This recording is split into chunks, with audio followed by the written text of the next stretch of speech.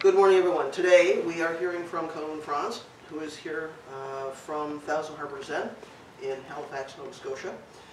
He is joining us for the weekend, and many of us were here for an all-day workshop on Nyoho. So we're continuing our conversation, getting our year-long study of Nyoho kind of underway. So Koun is a long-term friend of Sanshin. The last time he was here was 2018, so it's been a little while. But he is on the advisory team for our Sawaki Nyoho-e Treasury. He and I serve together on the board of Soto Zen North America. So there's a long-term relationship here with Sanshin. I turned to him for this, and did again in 2018, because he is thoroughly steeped in Nyoho. So he would say there is no such thing as a teacher of Nyoho. But he's thoroughly steeped in Nyoho by virtue of many years of practice in Japan and with his teachers. So today we will hear some more about that, but my understanding is he's leaving lots of time open for reflections, discussion, questions. So for those who were here yesterday, you may have thought overnight about the things that we talked about. You may have some questions and reflections. If this is your first exposure to this particular material, you may have questions. So please don't be shy, I guess is my point. If you have things to say or offer, please don't be shy about jumping in and contributing to that conversation, because I think that's where the juice of this kind of is, right? I'm going to get out of the way and let you say some things. I'm trusting that the microphone is working. Okay, wonderful.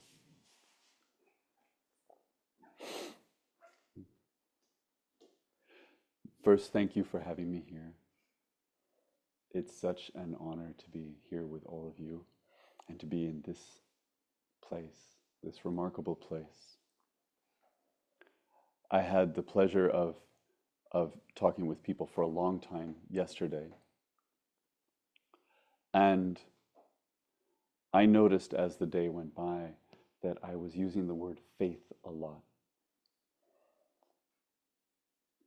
More than I expected to, and more than my younger self would have ever imagined possible. I came to this practice for a lot of reasons, but faith was not among them. I was, if anything, allergic to it. I didn't want that aspect of spirituality or religiosity. It made me nervous. I wanted a practice that felt rational. It felt open to questioning. It felt like something I could experiment with and examine and hold up to the light. And I didn't see any place for faith in that. And yet, even sitting here, I see all of you, and I don't know what you think about faith, but I know that you have it. You come to a practice like this, and you're told, maybe in these exact words or in words like you're told that Zazen is good for nothing. There's no toy at the bottom of this cereal box. There's no treat. There's nothing you're going to get. Let go of all of that. We hear this over and over and over again. Practice for the sake of practice. Just sit. And then we come back. If we believe what we're being told, which is not easy to believe in the beginning,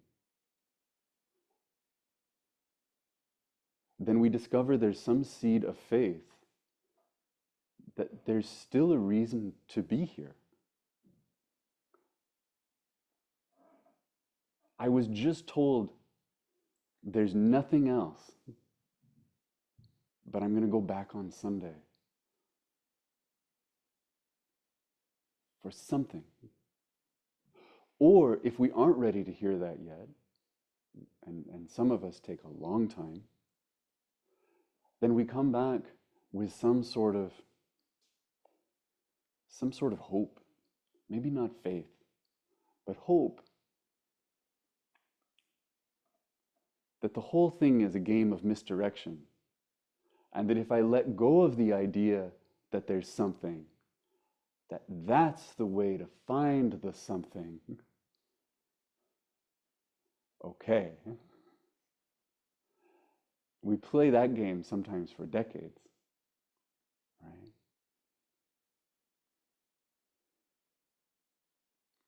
That's not faith. That's something else, but it's part of this too.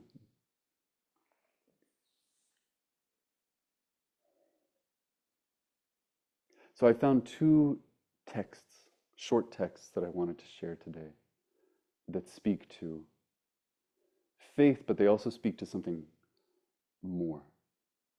And the more for me is another word that I find myself saying a lot, which is confidence.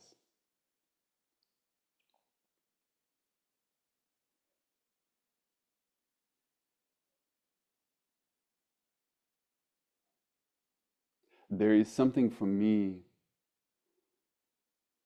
kind of heartbreaking in this tradition, which is that in a practice that I believe offers so much confidence, we often end up with the opposite. We come to a practice like this and develop this little feeling of inadequacy. When I was younger, I read Zen books, and over I encountered the same thing, which is that in the introduction to the book, the author would do the math. They would explain, I started practicing in 1973, and I went to this place and I followed this schedule, and therefore I have sat in Zazen for 25,000 hours. This is how you know I'm an authority, because this is my number. And I would do my own quick math and I'd think, oh, wow, I'm not even close. I don't even know how I'm going to get there. So whatever this person has to offer, I will never be able to offer that.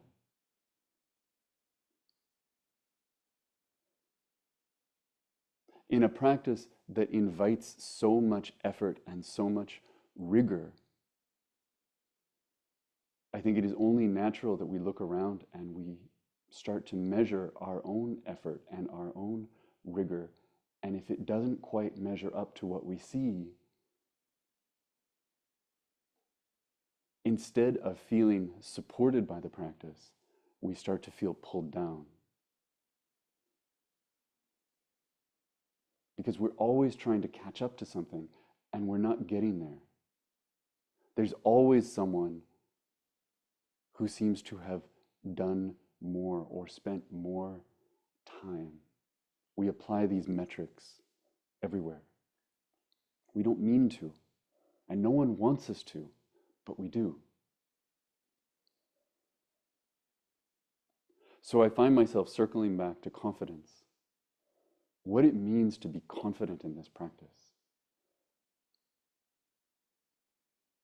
what it means to understand that what we're doing moment to moment is not an imitation of something, is not the shadow of something, but is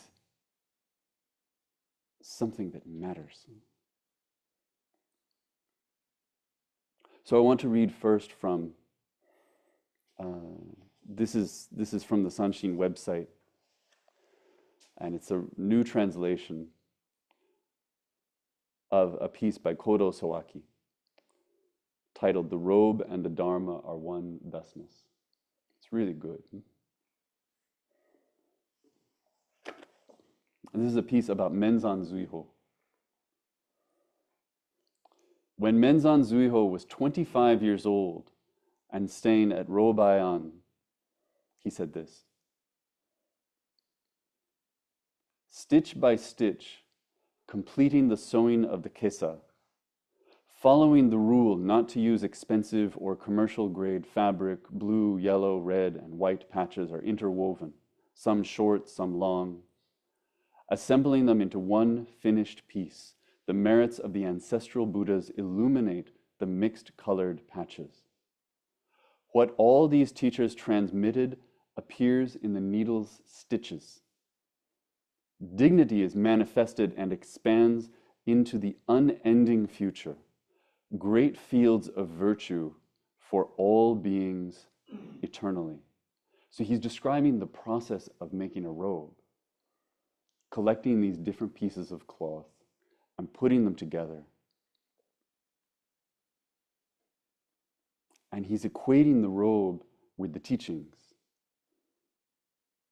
with the entire history of the tradition.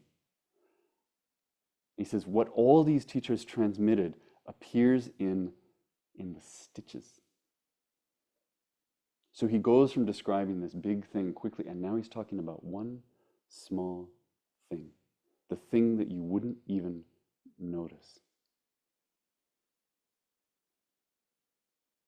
I wear this robe often, but I haven't seen every stitch in this robe. And maybe I never will. Maybe I'll never stop and look at each one. Menzan is saying the whole of the Dharma appears there. And then Kodo Sawaki jumps in. And he says, if you clearly understand this, the sewing of the kesa itself is already the completion of the one great matter.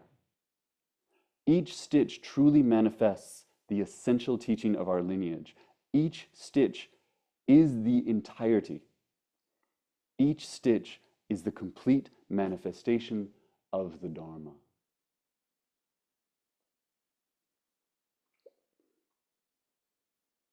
So I read this and I hear the intersection between faith and confidence.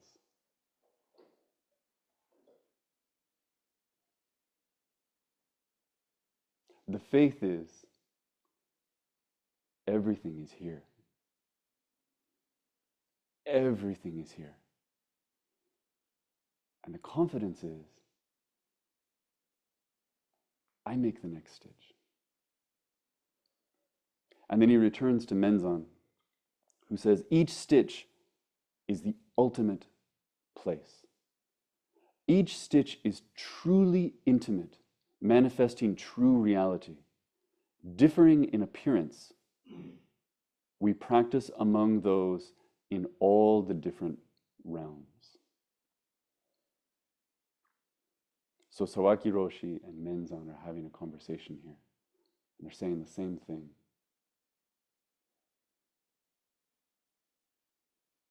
That one small part is not to be understood as one small part. It's to be understood as the whole. That there is no robe without this stitch.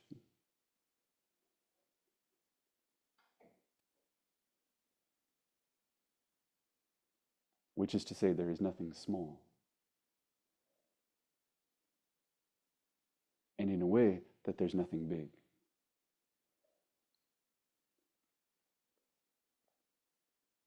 So I read this, and it made me think of something else. Someone else making the same point, but in a slightly different way. And this is from Dogen's collection of koans. It's case 93.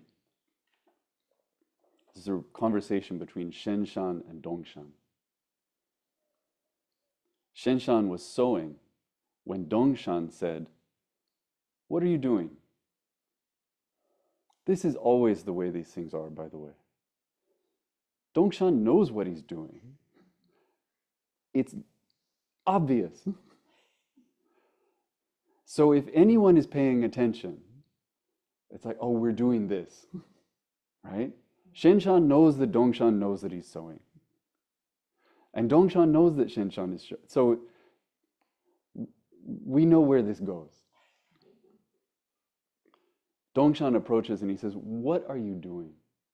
And Shenshan said, "I'm sewing." And Dongshan said, "What is sewing?" Shenshan said, "Each stitch follows the other."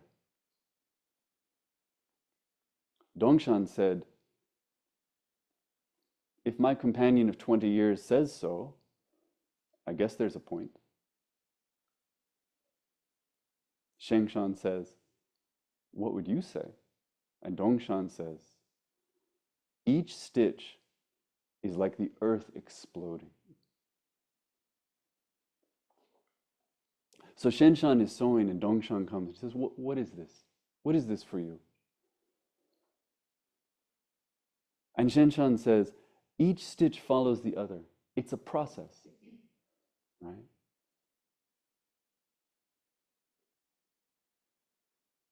There's a continuum of activity. And I just follow that."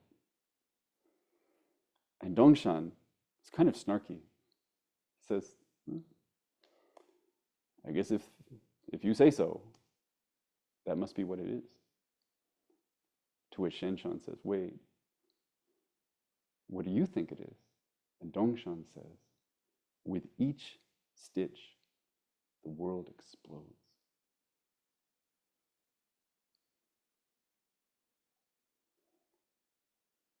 It's the same as what Menzan is saying. It's the same thing as what Sawaki Roshi is saying.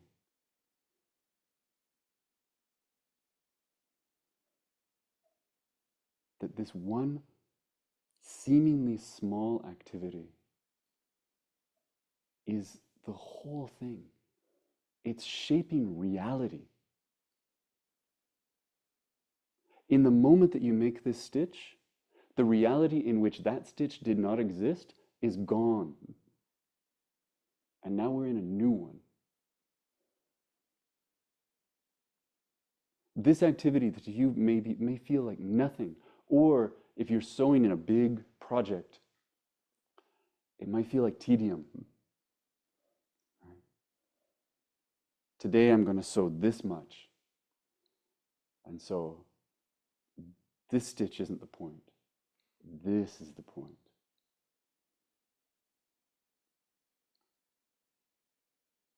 Dongshan is saying,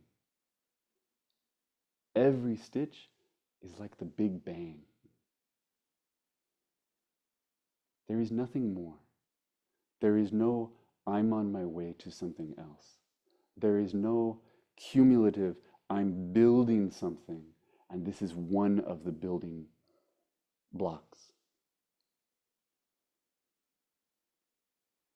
It's done. And what's done? Not just the stitch, the world. And what Menzan says is the entirety of the teachings is here. And then it's here. And then it's here. And so again, I come back to confidence. I look and I look at people who hold the confidence of this practice.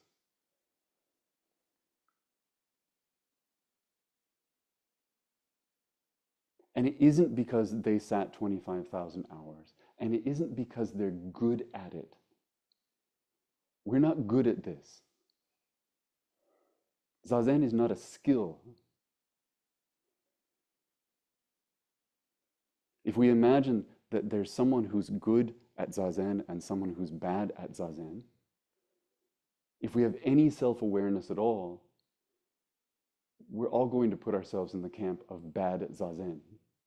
And the good at becomes a fantasy. What is that person doing?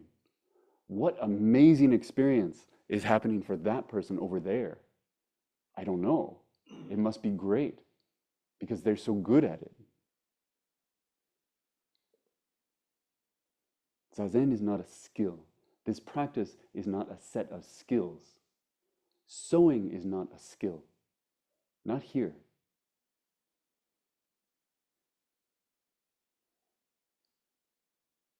We don't practice skills here. We practice offering.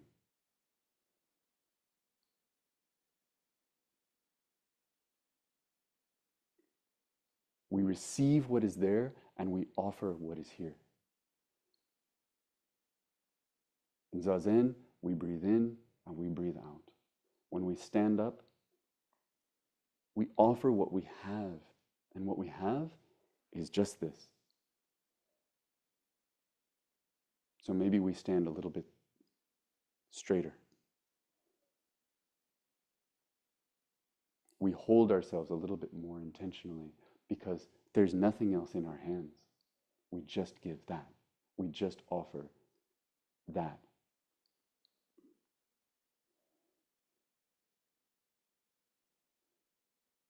And we can do that because we recognize that what we do matters.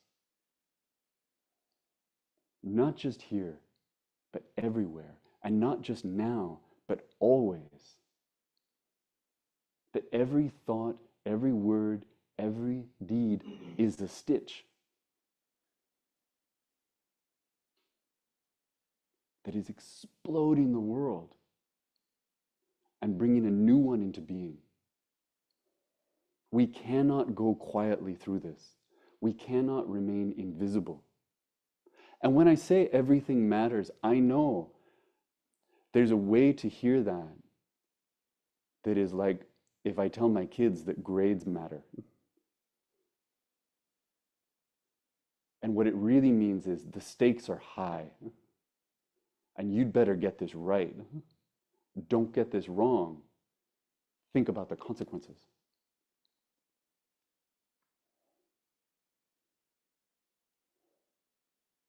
That's not what I mean when I say that everything matters.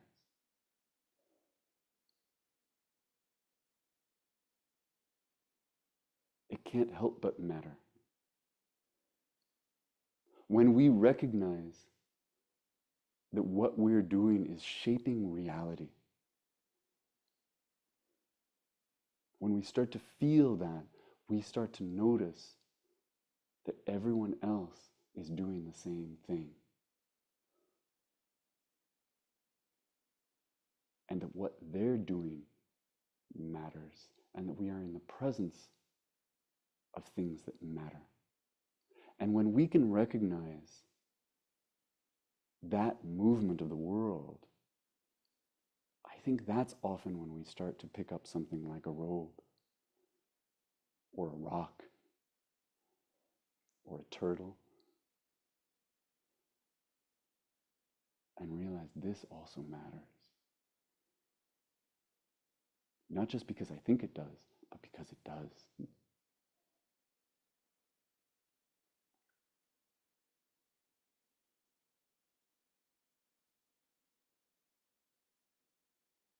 We start to feel that the universe is moving all the time. And that it's partly moving because of us. And we're moving because of it. And when we feel that, we hold the world differently. Again, not because we have to get it just right. You know, we have the Han out there and it says the great matter of life and death is paramount, and time is fleeting, and don't waste time. We read that and it feels, I think, sometimes as if we're looking at the bomb and we have to decide if we have to cut the blue wire or the red wire. Because if I get this wrong, I get everything wrong.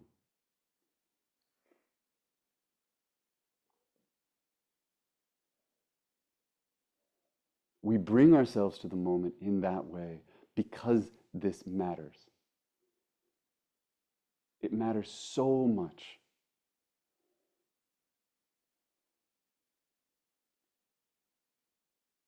But then there's kind of a parenthetical. After this talk about the great matter of life and death, and after this admonition to not waste time, which says,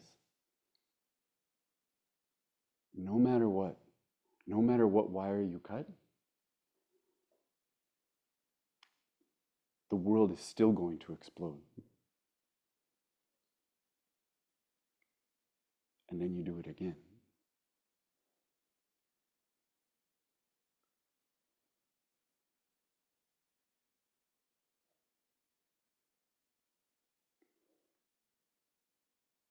And we don't have a choice. So we choose it. That to me is the confidence on offer in this practice. That to me is the playground of faith. And that's where I'll stop for today.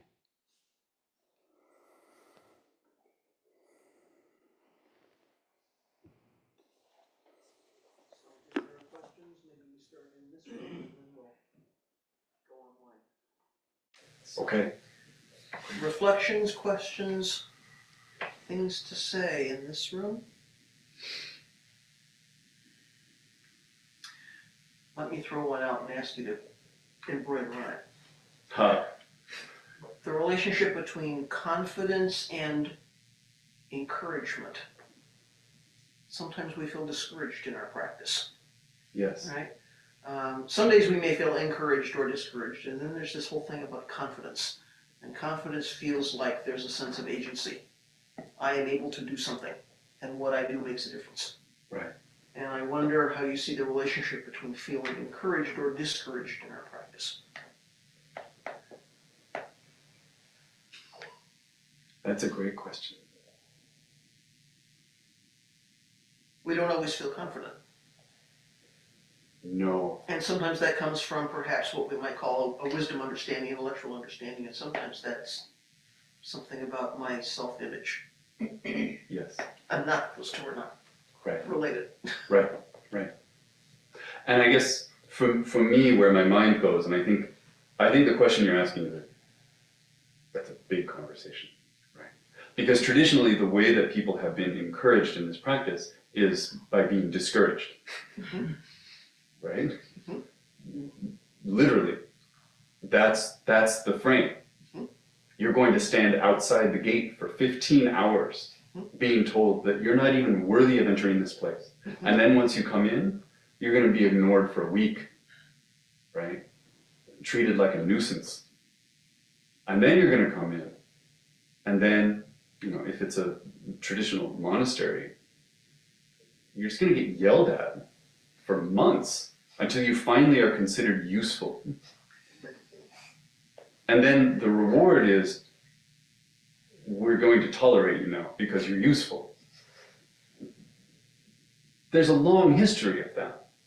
And it's not that hasn't had a function, because it has, right?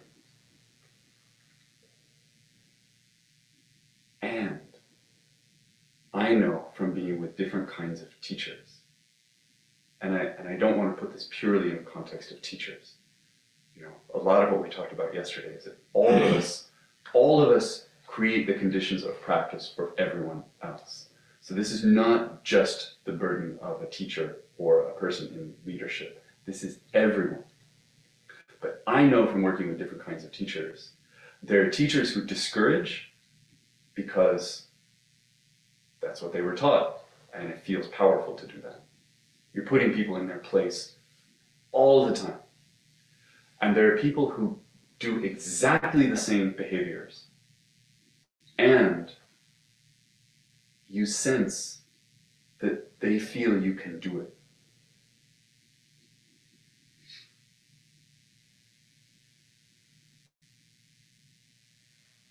To look at someone else, here or elsewhere, with eyes that see them as whole, is the greatest gift. We know when we're seeing them that way, right? We meet that. So even if we're following all the rules and we're making sure that no one is, stepping too far out of line, we're doing all that. If we're holding them in a way that says, I'm telling you this because you can do this, the world opens up. And if we let in even one atom of, I don't really think you've got it, that will grow, and it will lead to a feeling of being broken. Right? But we all can do this. My experience of being in the Senbon Soto was when I got correction, it was because somebody thought, even though you're a Westerner and a female and a newbie, there's no reason you can't do this practice. This practice matters. Yes. You need to do it right, and there's no reason you can't. Yes. And so rather than being discouraged by that, I thought, oh, that's really interesting. There's no reason I can't do this. I'm being seen like everybody else. Right. There's no reason I can't do this. So I didn't take that as discouragement. Right. I was really encouraged by that. I felt very gratified by that. Yes. Right? And I think in the West it's so easy to take correction as being humiliation. Yes. And discouragement. And it's not. My hope is correction leads to confidence. Yes. Yes. Well, and the other thing that I want to say, and I think I meant to give this more space yesterday as well, is there is no place in this practice for judging someone else's practice. Why would we do that? I have a lifetime of work. I have a lifetime of trying to stand up myself. Why would I look across the room and think, oh, you're failing, right? So we also encourage people, I think, by letting them see that we're sincere, right? Humility is encouraging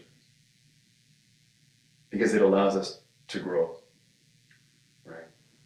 But the people I'm describing who discourage to discourage, it always comes with a feeling of, I figured this out. Why can't you figure this out? I haven't figured anything out. Why would I put that on somebody? It's a great question. Thank you. Other folks? So when you speak about your younger self, Yes.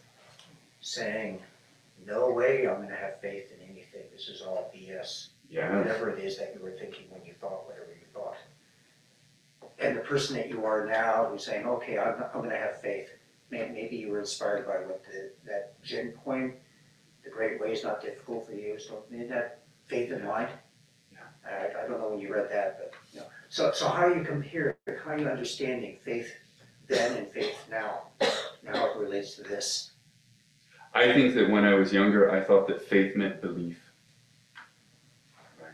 What's belief?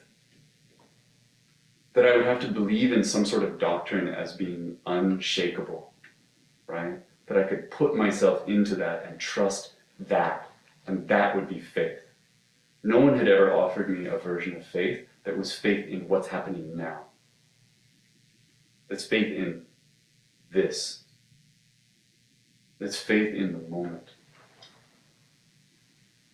I still don't have a whole lot of faith in that classical sense of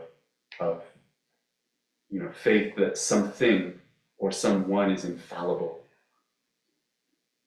But I do have a lot of faith that someone or something can be whole. So your faith is more intimate now? I mean, so if you have faith in a doctrine, that's somehow other, something external that you're submitting to. Has that changed then? Do you have faith now in your own integrity? Oh, yeah, I don't even want to say my own integrity.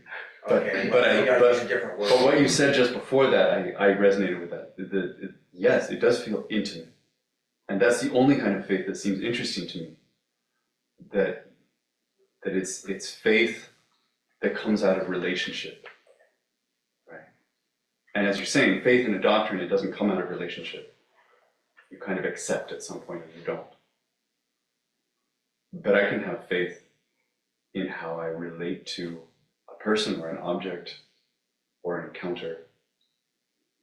Those things those are places where I can have a kind of trust that as a young person I would have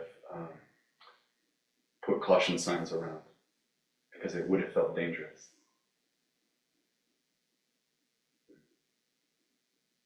I'll leave it there. Thank you.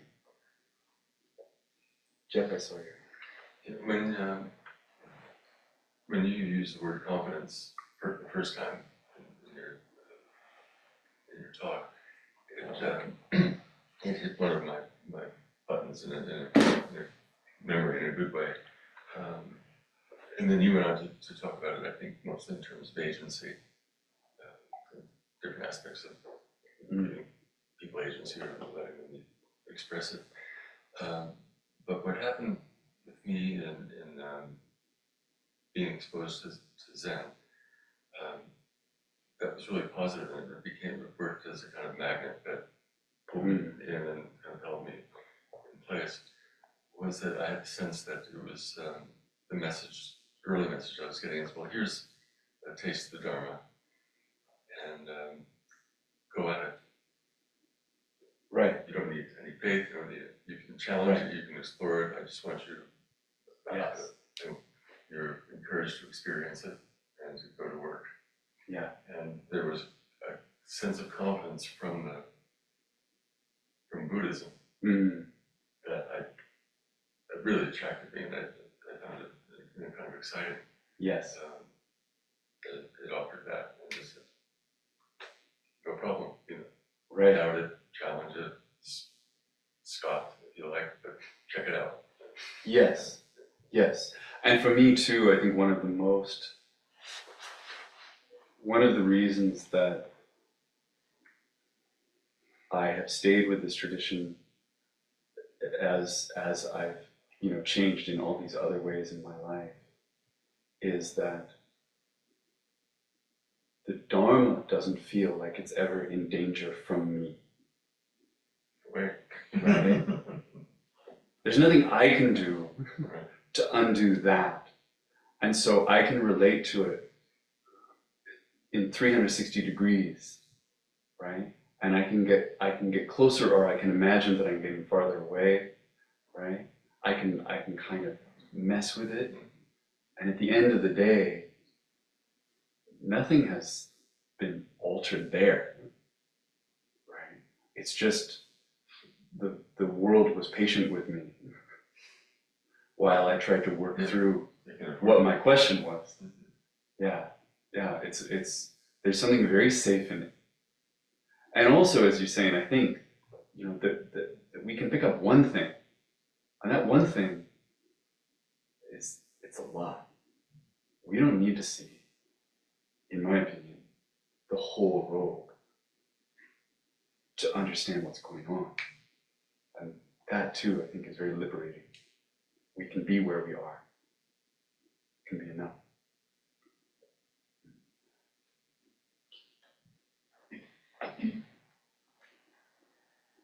So this idea of each moment and each stitch, metaphorically or within our robe, is an offering.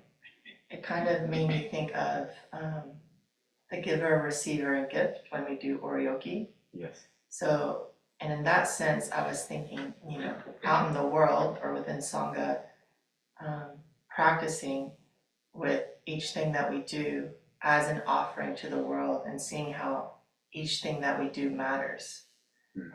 But I was wondering, as far as the receiving end, especially out in the world, when things get difficult, when things don't align to our perception, how we can receive that as in that it's in accordance with Dharma in this Nyoho type of way. Because many times I find that I can, especially supported by Sangha and practice, I can see my life as an offering, but sometimes I all of a sudden lose that stability on when I have to receive something that I'm uncomfortable with, and all of a sudden that's not an offering coming from them, or that may be something else than Dharma.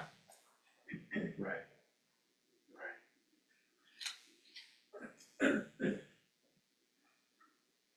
I think one aspect of this, in a kind of big picture way, is that giver, receiver, and gift are the same. Right?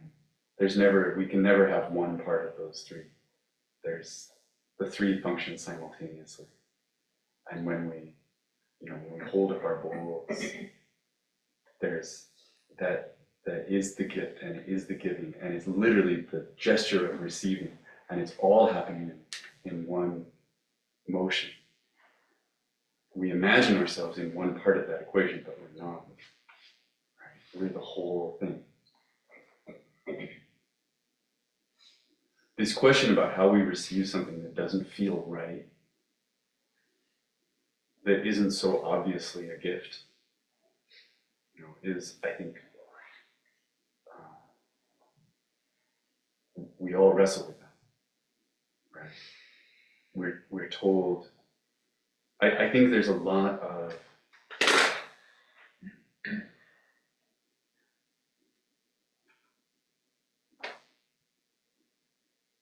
if we're trying to track that idea of receiving, we can find ourselves in some uncomfortable questions where we say, am I supposed to, does that mean that I'm saying everything is good? Right? Am I repackaging everything as positive? And I think the key there is to understand that the dharma, if we're talking about things being the dharma, if we're talking about Nyoho, the dharma isn't positive. The dharma is the dharma, right? The dharma includes all of it. And so the things that come to us, they aren't just, it isn't that the good ones are dharma and the bad ones are not. There's no distinction we have to make. The dharma is reality, and reality is coming at us. And when reality arrives, we can either accept it and receive it and let it in as it is, or we can pretend that we can't do that. When in fact there was never any choice. There's no reality we can reject. Only realities we can pretend not to see or reshape as a story that suits us. But the reality is the reality is the reality. Right?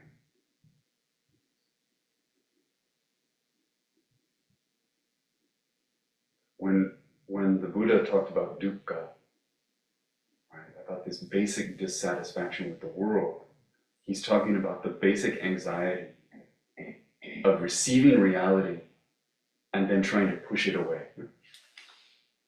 Right? So that we carry this split screen, and on one side is what's really there, and on the other side is what we think should be there.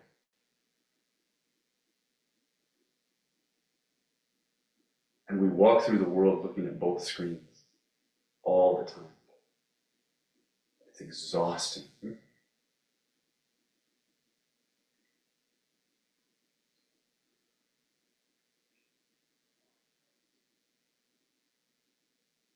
The great leap of this practice, and the leap that Menzan is talking about, the leap that Dongshan is talking about,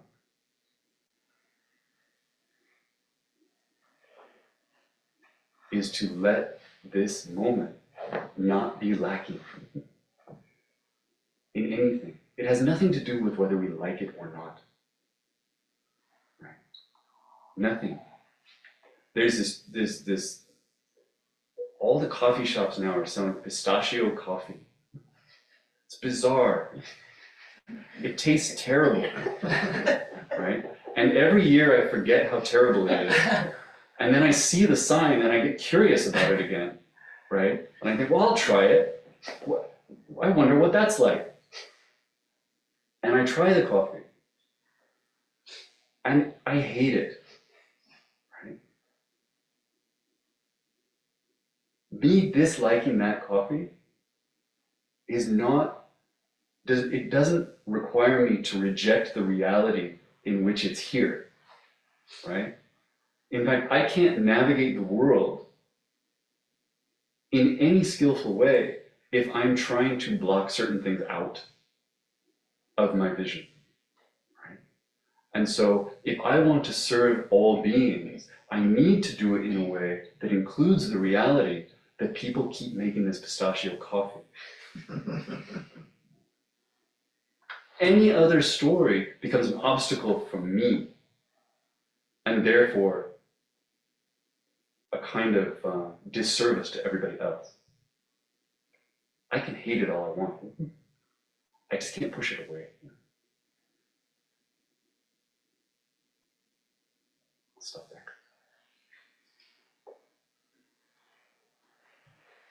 Anybody else? Nyoho-e. In this room?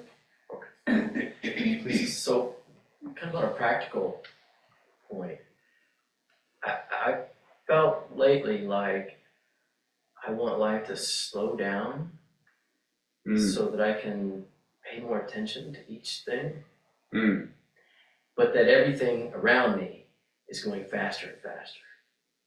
You know, so in other words, the world that we live in is pushing, go faster, you're going too slow. But I feel like part of this practice of each stitch exploding the earth means I have to be present for that one stitch. As soon as I start to hurry up, it's a process. Right. And I don't want life to be a process like that, right? Is that, am I close? I understand what you're saying. And of course, the trick is that if the world is speeding up, you can't do anything about that. You just have to slow down.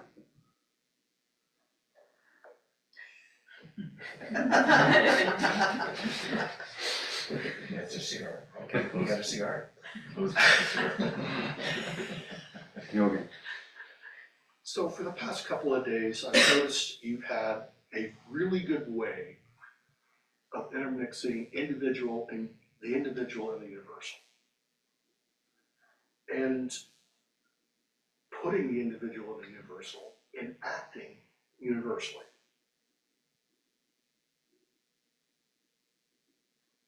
Where do you put the individual agency with this?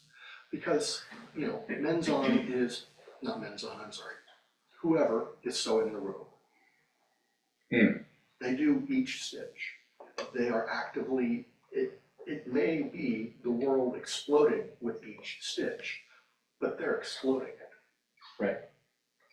And with that has a tendency to, pun intended, explode into a larger sense of ego. And that's something that we learn from day one doesn't exist. I mean, mine does, but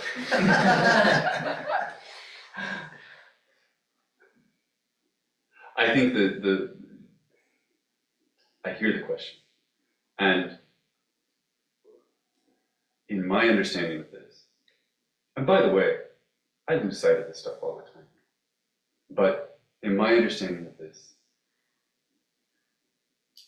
okay, first, let's just make space for the fact that if we pick up a teaching like this, if we start thinking about the world exploding with every stitch, we are going to have a phase, right, that feels weird, right? Because we're going to walk down the street and every time our foot touches the pavement, the world's going to explode again, right?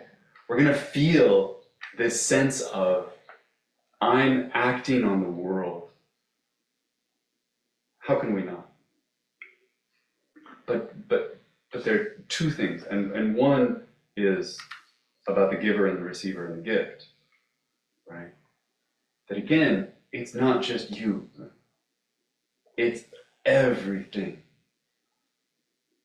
It's not that you exploded the world. It's that the world keeps exploding, right? It's constant. And we're participating in that. And then the other part is, if we recognize that we're shaping the world, if we recognize that we are creating the conditions of this reality, in just some tiny measure, the smallest, right? Then we start to choose how. Not because we can control it. We can't. We can't control outcomes, right? But we naturally feel, I think, if I'm affecting everyone in this room, I should think about how I want to be. Because everyone here is being touched by how I am right now, whether they're looking at me or not. And it's not just this room. I find that when I'm fully cognizant of this, when I'm allowing this in to my mind, I stand differently. And I speak a little bit differently. I hold an object a little bit differently. Again, not because I can control it, but because I feel the weight of the moment, the possibility of the moment. And so I participate in a different way. Dogen walked around Japan with this question of why do we practice at all if everything is already inherently enlightened? We're talking about that question. That question never goes away, right? Why would I make a choice about anything if the world is exploding already? Intellectually, the question makes sense. In your body, the question doesn't make any sense at all. Because if we really hold that as something that matters, we know the answer, I think.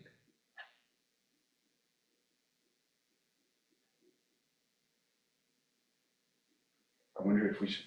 Yes. You guys want to manage people virtually? Hello, online. We want to make sure that people out there can ask questions as well. If anything is percolating.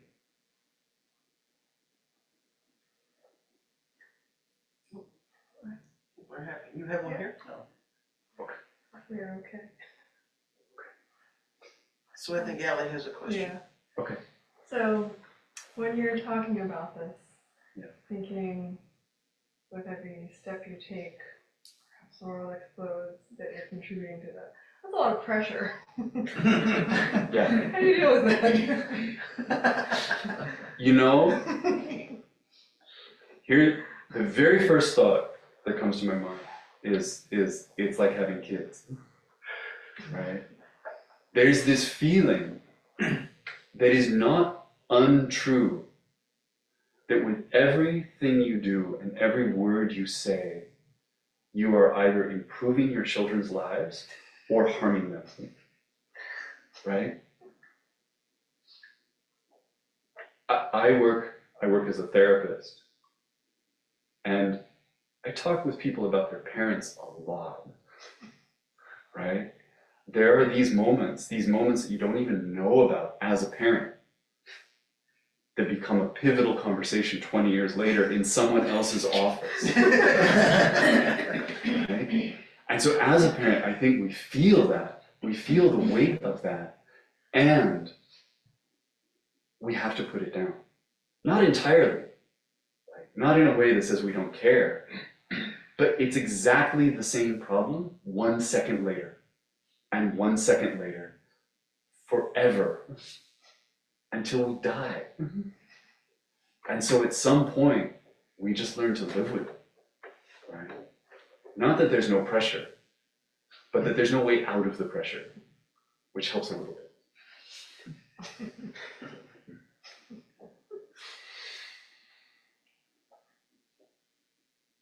Anyone else here at home? Swear. So I have maybe two questions. One of them is kind of just a funny koan question. Okay. And then the other one is kind of Nyoho. So I'm wondering if the two answers that, was it Dongshan and Shenshan. Shenshan, do their two answers contradict each other?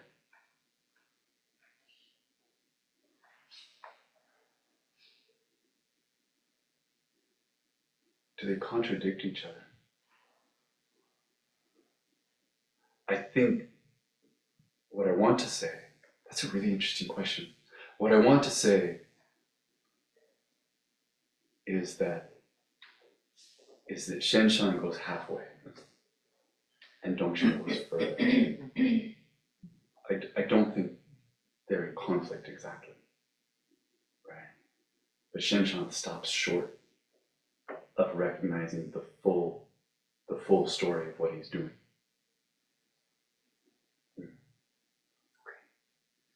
Okay, then my other question has been kind of bubbling for me for a while as we've started to circle around Nyoho,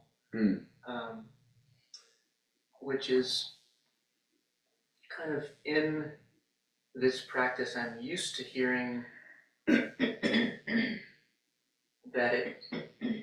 it starts from here. It starts from Here. inside, or Yes. it starts from sort of, I think it's the opening verse in the Dhammapada where the Buddha says something like, thought, your thoughts Right. lead, whether, something like if you have, it's not as simple as you have happy thoughts, then you'll be happy. Right. It's something But I understand. like that. Right. But it starts with the mind. It starts with the mind. Yes. And it starts with sort of your framing or your view. Right. So that whatever you encounter, whether it's the robe sewn according to these procedures or not, whether there's suffering or attachment happening is sort of your practice has some influence on that. And what I see with Nyoho, it's like this kind of an inversion of that in a way. Yes. Where it's focusing on that external object. Right. And how we create it such that it won't create attachment for others. Or it won't create suffering in the world. Right. And so that's been just kind of this pivot point. What I like about it is it feels like it's a teaching that says, sort of in general, human beings respond to things in a certain way. We have tendencies such that a broken color might arouse less envy or desire in us generally.